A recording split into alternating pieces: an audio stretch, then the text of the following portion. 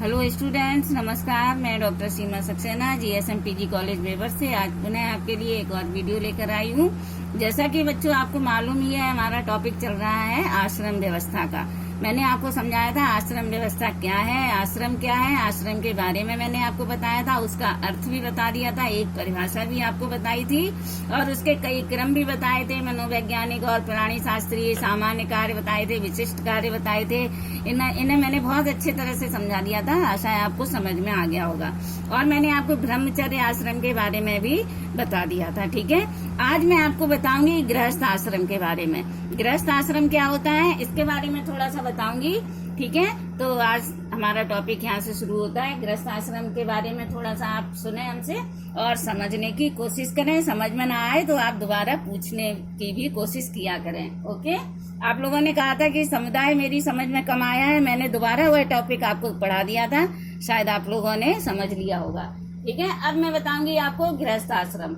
इसके बारे में थोड़ा सा सुन लें आप। हम आपको बताएंगे कि सामाजिक जीवन की दृष्टि से गृहस्थ आश्रम अत्यधिक महत्वपूर्ण आश्रम माना जाता है। काय की दृष्टि से, सामाजिक जीवन की दृष्टिकोण से गृहस्थ आश्रम जो हमारा है वो सबसे ज्यादा महत्वपूर्ण माना जाता है। मतलब एक तो हो गया ब्रह्मचर्य आश्रम जो मैंने आपको समझाया था। अब आया गृहस्थ आश्रम भी उतना ही महत्वपूर्ण है। जैसे ब्रह्मचर्य आश्रम में दीक्षा प्रदान की जाती है, गुरु दीक्षा संस्कार होता है, उपनयन संस्कार होता है, जनेऊ संस्कार होता है और हर हिंदू को द्विज बनाया जाता है। ठीक है, प्रत्येक मनुष्य पहले शूद्र के रूप में होता है, फिर उसे ब्रह्मचर्य आश्रम में द्विज बनाया जाता है। ठीक है, अब ये गृहस्थ आश्रम भी उतना ही महत्वपूर्ण है कि सामाजिक जीवन की दृष्टि से गृहस्थ आश्रम अत्यधिक महत्वपूर्ण आश्रम माना जाता है। ठीक है, तो सामाजिक जीवन का उद्देश्य, जो हमारा सामाजिक जीवन है उसका उद्देश्य और अंत इस आश्रम से ही होता है। उसका उद्देश्य जो है, सामाजिक जीवन का उद्देश्य और हमारे जीवन का अंत भी इसी आश्रम से ही होता है। ठीक है, जो कटु सत्य है, आप लोग जानते ही हैं सत्य क्या है, हमें एक दिन मरना है, ये बिल्कुल सत्य है। चाहे हम लोग कुछ भी करें, हम लोगों को एक दिन मरना ही होता है। तो इसका उद्देश्य भी गृहस्थ आश्रम से ही है और अंत भी इसी से ही होता है। गृहस्थ आश्रम का उद्देश्य और अंत, ठीक है, अंत इस आश्रम से ही होता है। ठीक है, और इस दृष्टि से ब्रह्मचर्य तो केवल एक तैयारी मात्र रह जाता है, जो ब्रह्मचर्य आश्रम है। तो इस दृष्टि से, कौन सी दृष्टि से, जो हमारा उद्देश्य और अंत है, तो इस दृष्टि से जो हमारा ब्रह्मचर्य आश्रम है, ये तो एक केवल तैयारी हेतु ही होता है। इसकी तो केवल हम तैयारी ही करते रहते हैं। ओके, और इसमें उद्देश्य क्या है, गृहस्थ जीवन में हमारा जन्म होता है और अंत भी हमारा गृहस्थ जीवन में ही समाप्त हो जाता है। ठीक है, तो इसका उद्देश्य और अंत दोनों गृहस्थ आश्रम से ही माने जाते हैं। ठीक है, और जो हमारा ब्रह्मचर्य आश्रम है तो ये तो केवल तैयारी मात्र रह जाता है, जैसा कि मैंने आपको पहले समझा दिया है।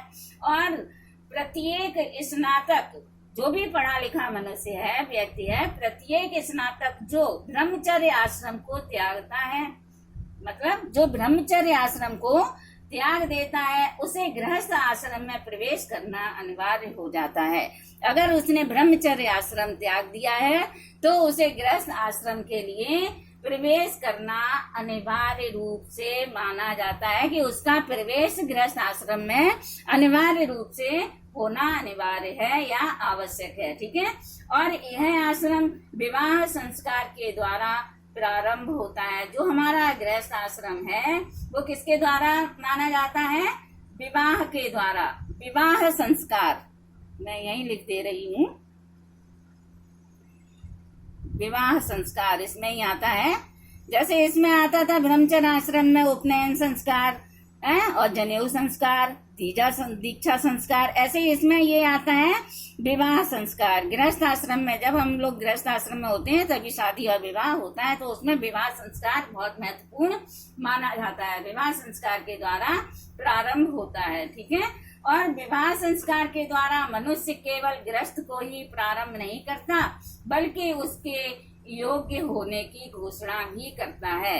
आपने देखा होगा जब हमारे यहाँ शादियां होती हैं, हिंदू विवाह होते हैं, तो रात में जब भामरे जब फेरे पड़ते हैं, फेरे आप लोग जानते होंगे, भामर तो पुराना शब्द है, शायद नहीं जानते होंगे, तो तब पंडित जी उनसे कहलवाते हैं कि आपको जिंदगी भर लड़की का ध्यान रखना है। कन्या पक्ष के पंडित जी भी बोलते हैं आप कन्या की बात को मानेंगे। कन्या से कहते हैं आप बिना बुलाए अपने पति के घर कभी नहीं जाएंगे। और फिर वो शंकर जी की पूरी कहानी सुनाते हैं कि शंकर जी से पार्वती जी बिना पूछे चली गई थी, तब उनके संग क्या क्या हुआ था, ये सब आप लोग जानते हैं और मैंने क्लास में आपको बताया भी है। ठीक है, तो विवाह संस्कार भी बहुत महत्वपूर्ण माना जाता है। ठीक है, और विवाह संस्कार के द्वारा मनुष्य केवल गृहस्थ को ही प्रारंभ नहीं करता, बल्कि उसके योग्य होने की घोषणा भी करता है। और वह पंडित जी से शादी के समय पंडित से यही कहता है कि मैं ये सब आपके नियम जो आपने रूल हमें बताए हैं, मैं पूरी मानने के लिए तैयार हूँ और ऐसा मैं करूंगा, ऐसी मैं भगवान की कसम खाकर कहता हूँ। ठीक है,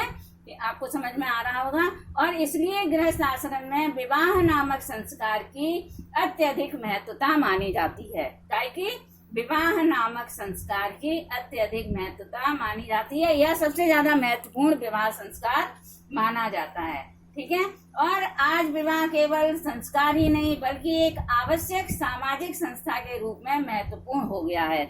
इसे विवाह संस्कार नहीं, इसे सामाजिक संस्था का दर्जा भी दिया गया है। ठीक है, सामाजिक संस्था का दर्जा, थोड़ा सा आपको समझाऊंगी। सामाजिक संस्था का दर्जा भी इसे दिया गया है। और इस संस्था या संस्कार के संबंध में महाभारत में तो यहाँ तक उल्लेख मिलता है देखने को कि विवाह के अभाव से मोक्ष प्राप्त करना संभव नहीं होता। महाभारत जो आप लोगों ने अभी सीरियल देखा होगा, उसमें बताया है कि विवाह करना बहुत जरूरी है। अगर आपने विवाह नहीं किया, विवाह के अभाव से आपको मोक्ष प्राप्त संभव नहीं होगा। ठीक है, और गृहस्थ आश्रम से हमारा तात्पर्य विवाह करने के बाद संतान उत्पन्न करना या स्त्री एवं बच्चे के भरण पोषण की व्यवस्था करने से होता है। संतान उत्पत्ति करना तो होता ही है, बल्कि उन बच्चों की देख रेख, उनका पालन पोषण करना भी अनिवार्य होता है। ओके, और गृहस्थ आश्रम सभी आश्रमों के केंद्र या धुरी माने जाते हैं। जितने भी आश्रम है हमारे 4 हैं, ब्रह्मचर्य आश्रम, गृहस्थ आश्रम, वानप्रस्थ आश्रम और संन्यास आश्रम। सबकी धुरी कौन सा माना जाता है? मस्ट क्या है आपका? गृहस्थ आश्रम, इसकी धुरी माना जाता है। सब आश्रमों की धुरी कौन सा है आपका? जो गृहस्थ आश्रम।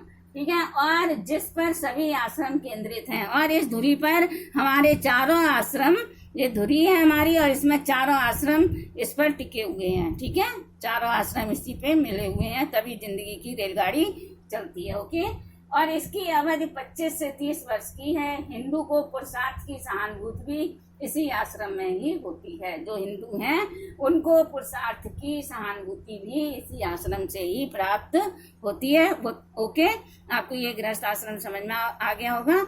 कल आपको मैं बताऊंगी वानप्रस्थ आश्रम। आपको समझ में आया हो तो जरूर लाइक करें। ओके, धन्यवाद।